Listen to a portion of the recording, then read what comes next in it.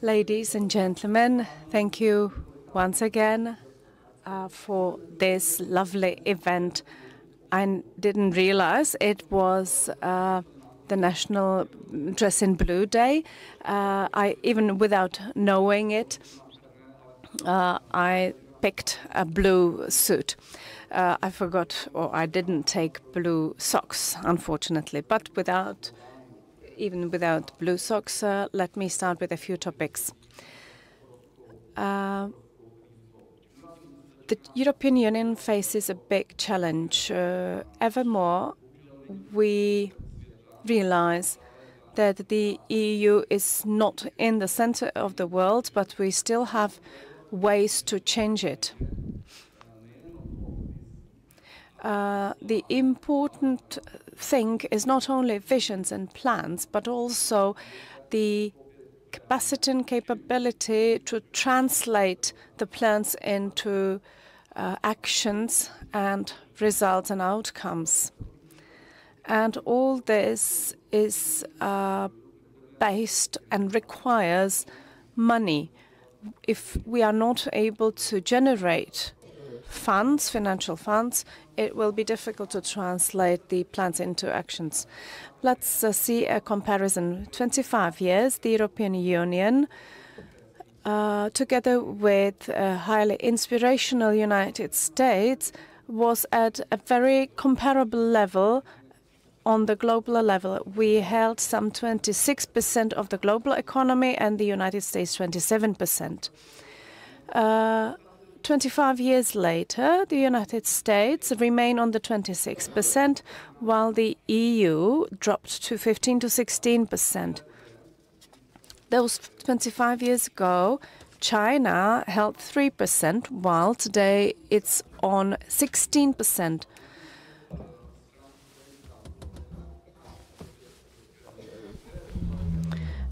China is taking a big part of the European proportion.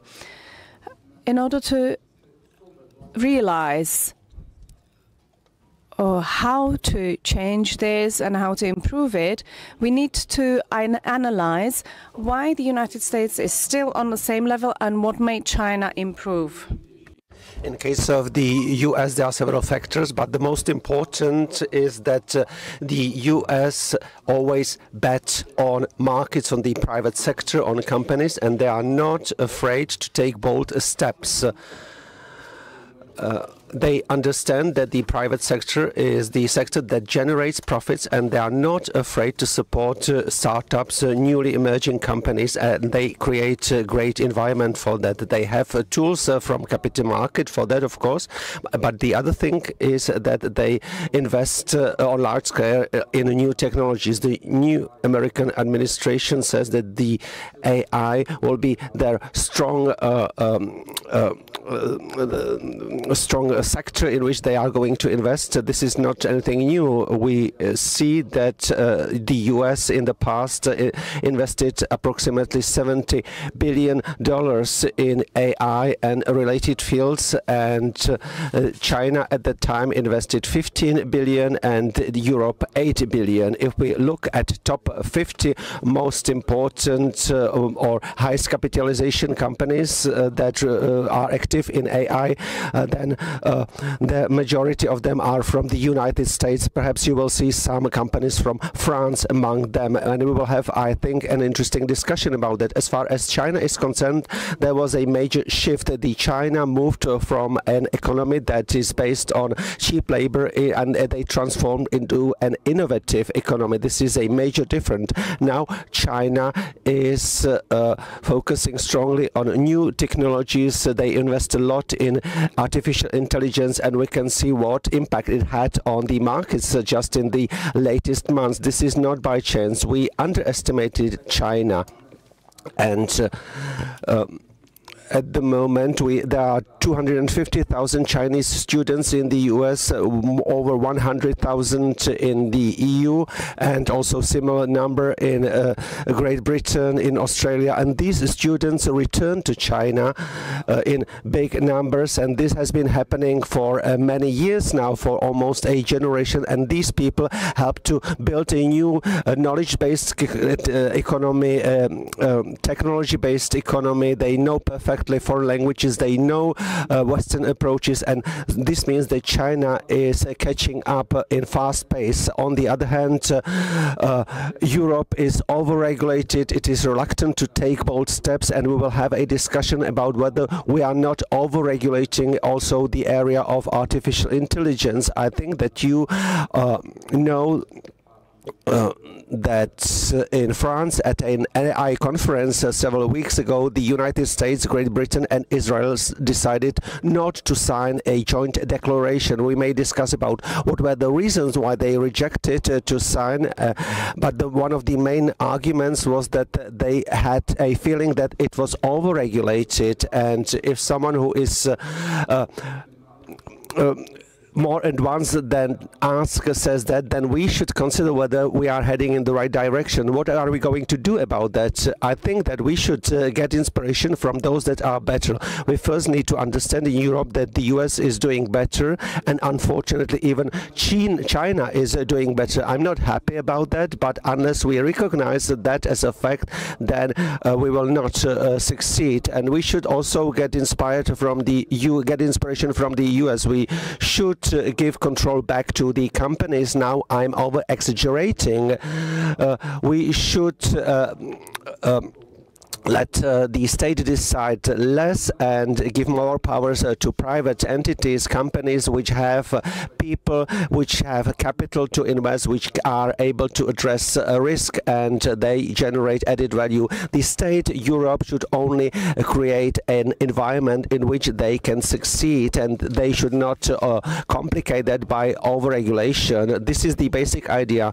We still, if we need to invest in some area, whether it is science or defense, then we first need to decide where we are going to find funding for that. I do not agree that we should just say that we will get this money from funds that we have available. We first need to make sure that companies are able to generate values. We have to make sure that we stop the drain of companies, for instance, to the United States, and we should understand that the current US administration will do everything to attract companies from Europe to the US. They can use various incentives to do that, and this is a great challenge for Europe. We should evade that, because if these giants, if the big companies leave Europe, then we will lose revenues from taxes that we could then invest into AI, into infrastructure, into defense, or whatever we decide. We just need to make sure that we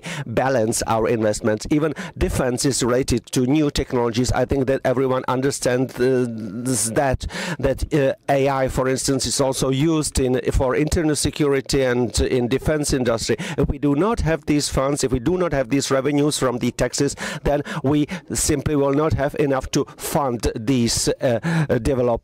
We can, of course, borrow money, but this is something that is not a solution in the long term. So we should focus on the private sector, on supporting the private sector, and we should make sure that the private sector becomes the engine, the driver of growth. And if we succeed to do that, then it will be the first important step. We will have a strong private sector, and here it is a difference between Europe and the US. The US achieved a great thing, even if we may not agree with the current administration in many aspects. They have the support of the private sector. The current administration convinced them that they will create conditions that will allow these companies, the private sector, to grow. Of course, we may not be happy about that, because there are often measures that prioritize the American interest, but we just have to make sure that we implement a similar model. We should focus on reshaping the energy sector, on creating the environment where there will be a lot of predictability about the business environment. And the other thing on which we need to focus are small and medium-sized businesses, and in particular startups. We should have a look and we should get inspiration from the US, how they are able to support startups. So we just must not accept the fact that young, talented people, we have many young, talented people that are full of energy, that are educated, and we see them leaving to the United States, among other things, because they will not, they do not want to accept the fact that if they want to set up a startup, they would have to take a loan from a bank or wait for some subsidy.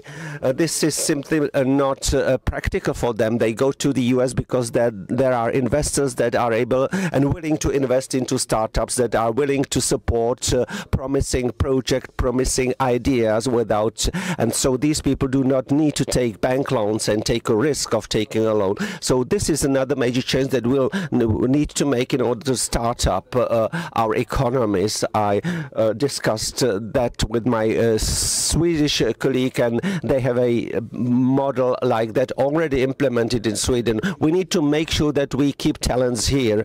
I understand that if talents go to the US, it may be good for them, and it may also be good for us later on when they return to our country, but we should make sure that we create environment to support talents. And as far as China is concerned, this is not about inspiration. This is about taking lessons. I will give you just one example where China is catching up very quickly. It is shortening of life cycles.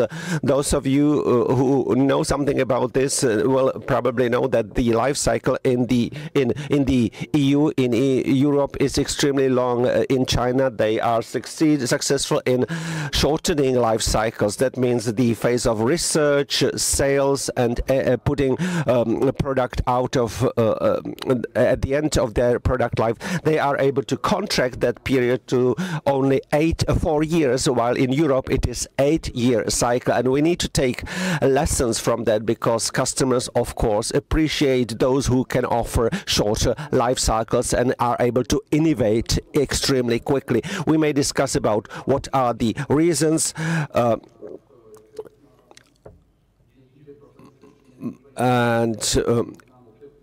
in China, it may not be, there may be other factors in play, such as that it is a centralized economy, but this we cannot do anything about that.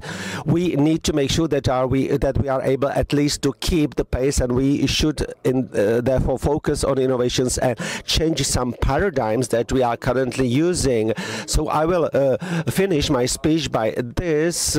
I think that we should focus on things that are opportunities for us, and we should all be aware of the fact that these are challenges and opportunities that we can use. We should be able to focus on transforming our economies and transforming our words into acts. And I wish you a successful conference. I'm looking forward to a debate about AI that will follow, and I believe that we will discuss much more. So enjoy this day. Karel Havlíček, thank you.